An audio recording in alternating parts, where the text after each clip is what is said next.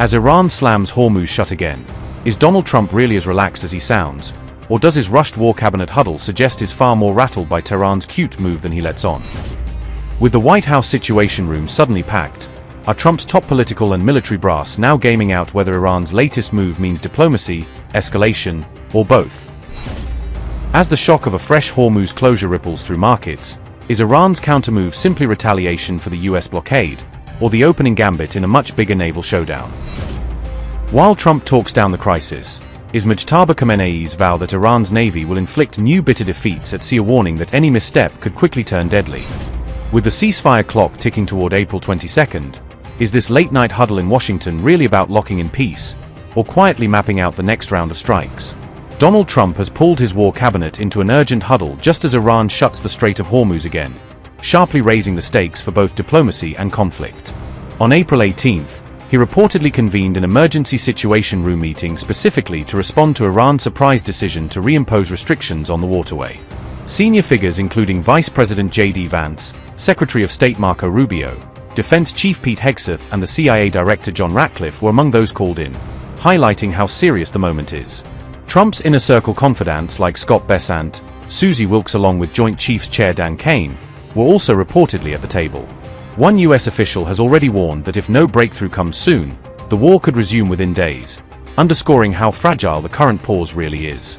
The crisis session lands just days before the current U.S.-Iran ceasefire is due to expire on April 22nd, adding extra pressure to decide whether to extend talks or restart strikes. Reports also say Iran has privately warned it could resume missile fire on Israel if the new ceasefire in Lebanon breaks down or is not carried into a longer-term deal. A 10-day Israel-Hezbollah truce started on April 18th, yet Israeli officials have already labeled it temporary, hinting they still see unfinished business in the north. On the same day, Iran abruptly reversed its earlier reopening and slapped new restrictions back on the Strait of Hormuz, reigniting fears over critical oil choke point. The step came directly after Washington chose to keep its naval blockade on Iran-linked shipping in place, even as Tehran briefly relaxed its own controls. Maritime sources say vessels have been warned against passing through the narrow strait without clearance, injecting fresh uncertainty into global shipping routes. Iran insists that ultimate control over Hormuz remains with its forces, framing the current standoff as a test of its sovereignty at sea.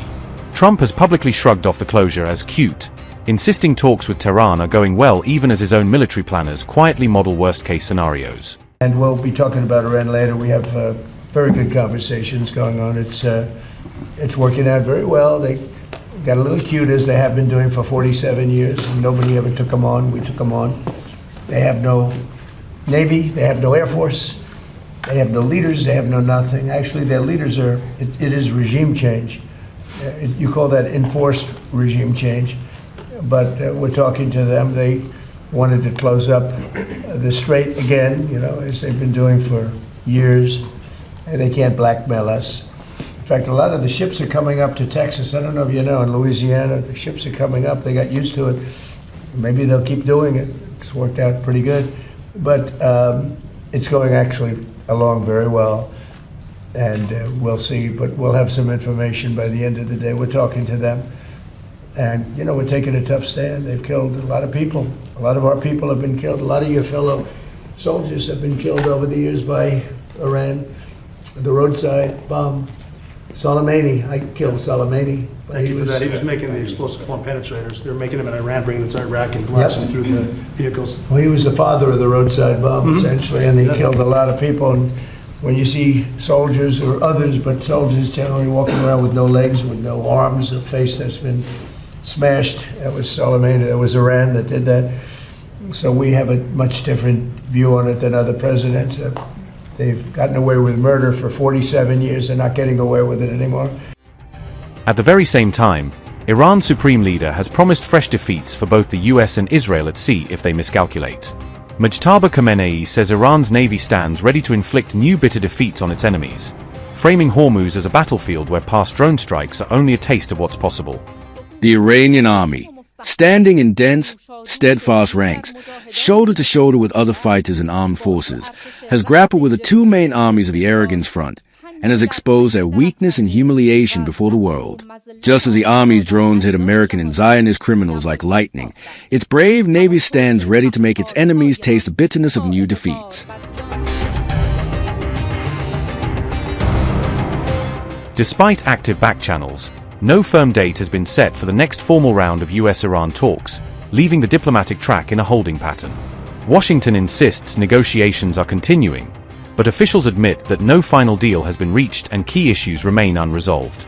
With Hormuz effectively shut again, global shipping and oil markets now face a fresh wave of uncertainty, all while the ceasefire end date, and the risk of renewed war, draws ever closer.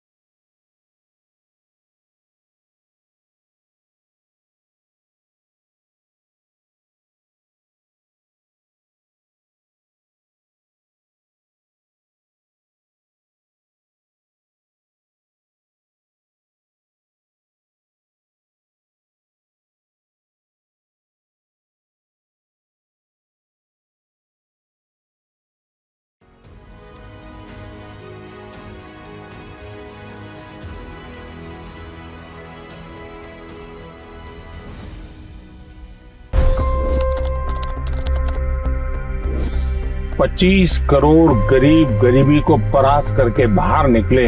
For the good of our nation, let's work together and let's truly make America great again.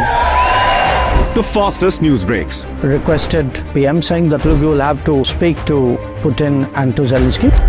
The biggest news makers. The relationship with India is probably the most important bilateral relationship the U.S. will have for the rest of this century.